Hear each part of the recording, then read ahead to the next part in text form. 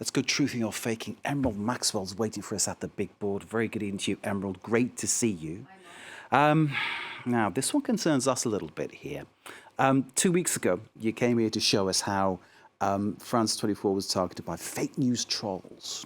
Another video is doing the rounds now that seems to have come from a France 24 news bulletin, but of course we know already that it hasn't. It's making some sensational claims. Shed some light on this for us, please. Yeah, so once again, Mark, it looks like a clip from our French channel, this time round from the fact-checking segment, Info Intox, our sister programme, presented by Anthony Saint-Léger here. And this programme was about the Ukrainian President Volodymyr Zelensky allegedly buying luxury yachts. It's actually an old allegation that keeps resurfacing pretty much since the start of the war in Ukraine. This is AFP fact-checking, debunking it last month, for instance, the unfounded accusation that Zelensky is embezzling the financial support from the West. But this time around, social media users were sharing it alongside this video. Here we have it on Facebook, where the claim is, the caption says, Ukraine is the most corrupt country in the world, worse than Russia and its oligarchs. And it's also been shared on Instagram. Again, with the claim that, oh, look, so I guess we need to give Ukraine financial help, do we? So let's have a look at the video, which is in French, but we can look at the visuals.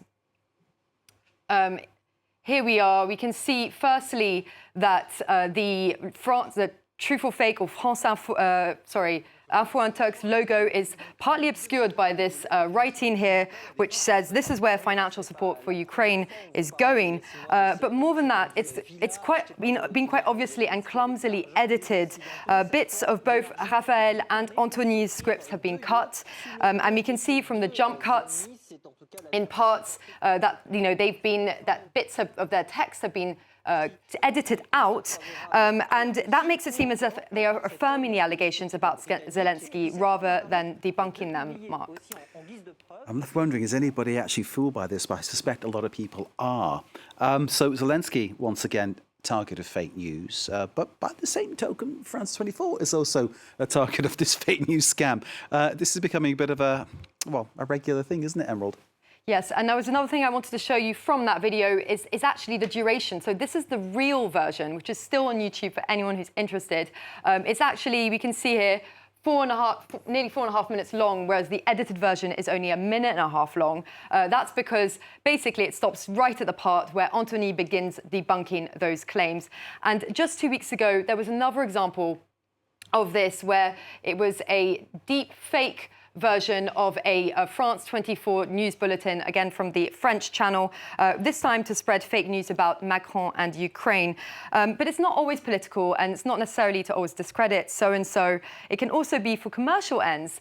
And our colleague Vertica Behel did a program about this a few weeks ago, where she looked at adverts for gambling apps which were posing as France 24 news clips, again using deepfake AI.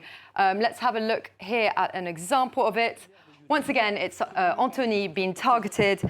Here he is supposedly promoting a get-rich-quick app, which is obviously fake. But today's example, although it's not a deep fake, it's not quite as convincing as that video, it is actually, it has been edited, of course. The journalists did in fact say those words, but they have been edited and it's been taken out of context. So it's made to look like it's saying the opposite of what, of course, they're actually saying.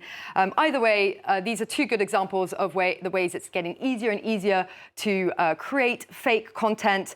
And it's all part of this Russian orchestrated disinformation campaign, which is called Doppelganger, in which hackers basically mimic real news websites and articles in order to confuse internet users and to spread fake news, Mark. This indeed is a massive tactic being used, and it's great that you've pointed it out for us and again highlighted how some of our colleagues have been basically targeted by this doppelganger theme. Emerald, thank you very much indeed for showing us the truth and the fake about what is happening there. Thanks to Karis for the business, as always. Great to see you.